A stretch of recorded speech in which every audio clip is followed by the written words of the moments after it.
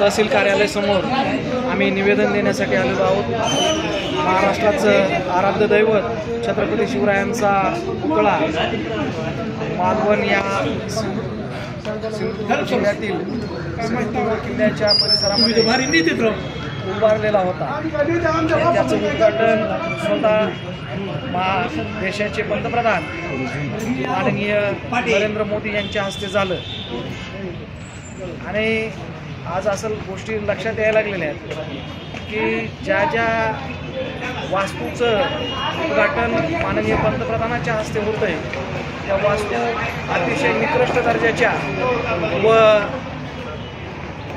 ज्याला भ्रष्टाचाराची कुठेतरी झालर लागलेली आहे अशा वास्तू या देशामध्ये उभारण्याचं काम हे केंद्रातलं आणि राज्यातलं महायुतीचं सरकार करतंय का काय असं वाटू लागलंय। संसद गळायला लागली, राम मंदिर यांनी उभा केलं, राम मंदिर गळायला लागलं, जे पुलं यांनी उभा केले ते पुलं पडायला लागले। परंतु महाराष्ट्राच्या सरकारला लाज वाटण्यासारखं काम या ठिकाणी झालं की महाराष्ट्राचं आराध्य दैवत श्रीमान योगी छत्रपती शिवरायांचा पुतळा मालवण या ठिकाणी जे पडला गेला त्याची कारणं देत असताना मंत्रिमंडळातील लोक त्याचबरोबर सन्माननीय मुख्यमंत्री त्यांच्या मंत्रिमंडळातील लोक आणि त्याचबरोबर ज्यांनी ते काम केलं गुत्तेदार असतील ते इंजिनियर असतील ते उत्तर ज्या पद्धतीने देत आहेत त्या अनुषंगानं पाहिलं तर महाराष्ट्राला चीड आणणारं कृत्य या ठिकाणी पाहायला मिळत आहे।